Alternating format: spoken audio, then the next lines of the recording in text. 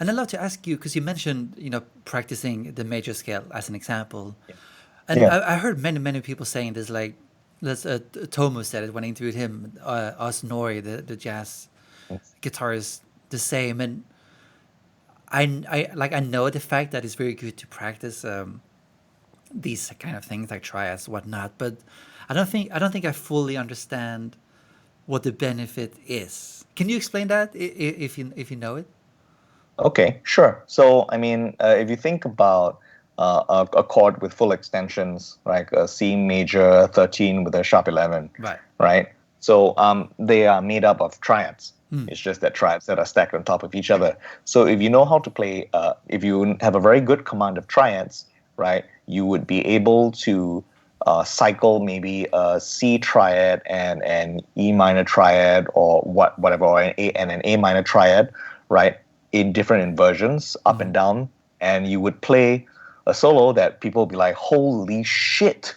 Like that's just literally the major scale, Right. right? So I mean, this is a sort of like a very basic way of explaining it. But and for example, if you are able, if your conception of triads is complete, right? Which mine isn't, right? I mean, only theoretically, I wouldn't be able to do this. But for example, if you were playing a G7, right? Like someone was a bass player was playing the root, and a piano player left hand was playing the B and the F, right? Maybe with like an E, right? A 13, right? Just a very basic dominant 7 chord. You could play an E triad over that because they'll give you the flat 9 and give you the natural 13 extension, right? And if you played E triad, and if you and you found maybe a couple of other triads, right, to play over that, you would have a very interesting sort of approach. You Right. could play you could play an E triad. You could play a B flat minor triad, Right. right? Because the B flat is B flat. It's got the sharp 9, right? It's got the F, right? That's the 7, right? And it's got the C sharp, right? So with the E and the B flat triads, which are a tritone apart, right, in their root, right, it will give you like very interesting possibilities. In addition to sort of just knowing that you can use those two triads, you can approach every single note of those triads as a chord tone using either yeah, man, I can't remember the official names of these approaches. You can approach it from below, you can approach it from above, Right. you can approach it by surrounding it. I can't remember what that's called. Right. uh yeah, so instead of playing a B, you play a C, B flat, B. That gives you sort of like that very jazzy approach sound. And then instead of just doing that, maybe like you could think of it in terms of a horn section. So instead of playing just C and B flat and B, let's say you could do a parallel approach. So if you ended up on the B and that was an E triad with the B on the top, right? You could harmonize this in triads and either do that with the parallel voicing of just using that constant structure E, or you could reharmonize it and on the B flat you play a different approach chord or something. Right. So there are a lot of different ways that you can use the concept of right. It's like fucking insane, right? It just goes off into the universe and like just Yeah. and literally like there is no end to sort of the creativity that you can express, and Right. not all of it has to be sort of in this kind of extended harmony jazzy weird way. Uh, there is a there is a video by a pianist named Russell Ferrante from the Yellow Jackets that I enjoy very much, where he shows how you can stack the four and the five. You can stack triads together in a certain kind of voicing in order to get really sort of pretty sounding voicings, and that's Right. sort of one principle. And it's all triads. Like I think I don't know when it hit me, that like, and also triads have a very sort of like strong structure that we're used to hearing. So if you orchestrate it and you had a very strong bass, right, and you harmonize the melody in nonsense triads, just use whatever fuck triad you want, right, it would sound fine. This is something that I learned that some gospel uh, organ players would do, right? You have the third and seventh in your left hand, right, and you have maybe your foot playing a bass line, right, and then you are just dropping triad voicings down from the top, right? And you would already, and these gospel organists, they know exactly what triad to use, right? If like they're playing on the G7 and they're playing a chromatic line, right?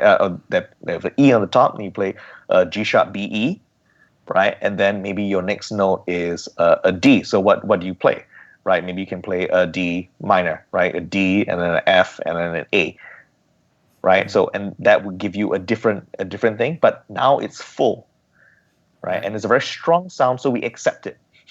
Right. Yeah. So I mean, that's honestly, that's a lot of this went over my head. I'm sorry, but It's this okay. is all. It's like literally all triads, Right. right? So I mean, you understand? Did you understand the earlier thing about But the yeah, so G7? if I understand it Yeah, correctly, I'm going to bring it back to super basic, yeah, not including sevens or anything like that. Let's say you just have a C major chord. I yeah, mean, so yeah, C, E, G, I guess. Is that yeah. correct? Yeah. That's correct. Does knowing, does it mean that I can then play any chord triad in that scale over that triad? Is that what That it means? you, no one is stopping you. Right. Is the correct answer. No one Right. is stopping you. Does it sound good? It may not. It depends on your control of dissonance and your control of the relationship of the notes that you have to the note, to the chord that's being played. So if Right. you play a D flat note, right? It's a very dissonant interval. It's known as a flat nine or minor second, right? And so if you're able to control that dissonance and resolve it somehow, Right. or make it less dissonant, right? If you played a D flat note by itself on a C, on a C bass, right? That's a little dissonant. But if you play the D flat triad, so D flat, A flat, F, right? D flat on the top, it becomes less dissonant because there is this consonant structure Right. that is sort of reinforced, supporting that top note. So triads are fucking amazing. Right. Right? You can do pretty much anything. Our music theory, right? The chords that you use, right, are based just in triads. And when you add tensions onto them, like you add the 7, you add the 9, right, and you add the 11th, right, for on the C, like C E G, and then you extend that chord. You're adding thirds on top of that. That's why it's called tertian harmony, right? It's harmony that's based on thirds. Right. So now, when you've mastered thirds, then you can move on to fourths. That's called quartal harmony, and that's a Right. whole other can of worms. And Okay. the quintal harmony, which is different, right? So there's like there is a lot of crazy shit that doesn't leave. It's not too far from the basics, Right. but can make it real weird. I mean, this is all mind blowing to me. Yeah, so it is a little advanced, and I think that sort of really get, if you learn your major scales, right, and you learn to play them in thirds, you learn to play them in fourths, right, C E D F E G, like instead of just playing up and down the scale. That's a different way of knowing the scale, But can you right? say And that then again? So knowing so the.